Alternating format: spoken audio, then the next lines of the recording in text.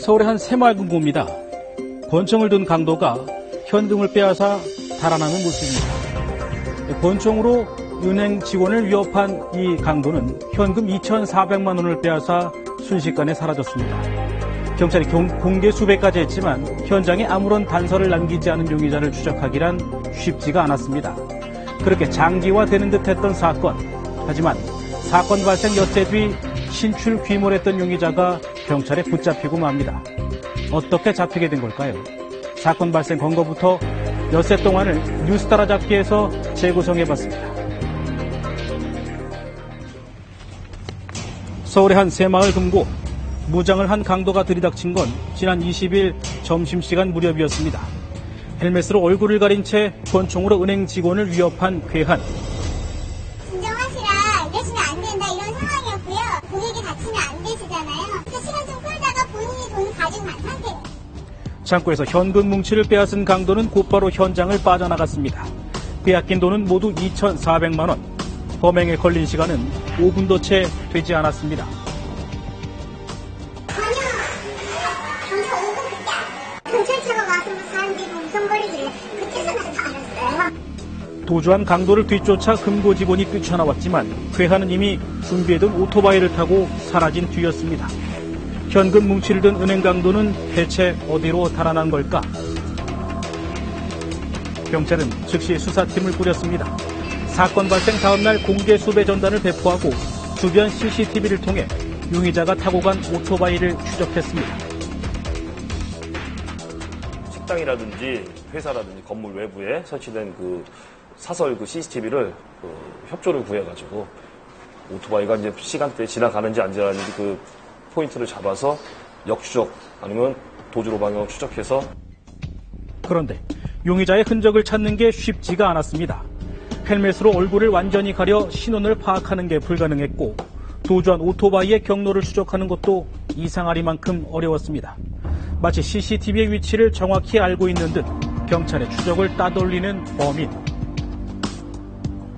범행 현장이 그 한강하고 상당히 가깝습니다. 뭐 지근 거리에 있기 때문에 그 골목길과 그 CCTV가 없는 입체 교차로등을 통해 가지고 그 한강 다리를 이제 건너갑니다. 사건 발생 사흘째 마치 증발해버린 듯한 은행 강도.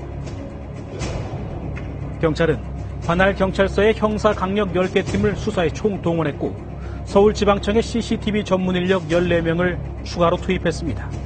그렇게 용의자의 흔적을 찾기 위해 서울 시내 CCTV 수천 대를 분석하기 시작한 경찰. 몇천 개를 봤다고 해도 뭐 왜냐하면 전 수사팀이 달려들어가지고 그 요소마다 그 CCTV를 이제 확인했으니까요. 하지만 용의자는 이런 경찰의 수사망까지 교묘하게 피해갔습니다. 포인트마다 이제 옷을 갈아입습니다. 범행 후 대담하게 범행 장소에서 얼마 떨어지지 않는 그 외진 곳에서 옷을 또 갈아입습니다. 상의를 갈아입어버리니까 추적하는 데 판단 착오가 생길 수가 있고. 그렇게 수사에 어려움을 겪던 경찰. 답답해진 수사팀이 마지막으로 기대한 건 범행이 이루어지기 이전의 CCTV였습니다. 범인이 한 번쯤은 현장을 미리 답사했을 거라는 예상. 이 사람이 무조건 오지는 않았을 거다. 어떤 내부 사정이라든지 이런 걸 분명히 파악했을 것으로 판단하고 현장 주변을 계속 관찰을 해본 바 성과가 있었을까? 바로 이 장면. 범행 나흘 전 오토바이를 타고 새마을 금고 주변을 여러 차례 배회하는 수상한 남성의 모습입니다. 경찰은 주변 CCTV를 연동해 이 남성의 모습을 계속해서 추적했습니다. 현장 주변을 살펴본 남성이 마지막으로 향한 곳은 바로 경마장이었습니다. 경마장으로 들어갈 때의 옷차림을 자세히 보겠습니다. 강도 사건 당일 용의자로 추정되는 남성이 범행 직전에 입었던 옷과 일치합니다. 역추적 장면에 입은 상의와 집에서 나왔던 상의와 똑같은 상의를 입고 경마장을 출입하는 걸 확인해서 결정적으로 피의자로 확실하게 특정하게 됐습니다. 경찰은 이 남성을 확실한 용의자로 지목했습니다. 경마장 CCTV를 통해 용의자의 얼굴을 확보한 경찰은 은신처를 파악해 검거를 하는 데까지 성공합니다. 사건 발생 엿새 만입니다.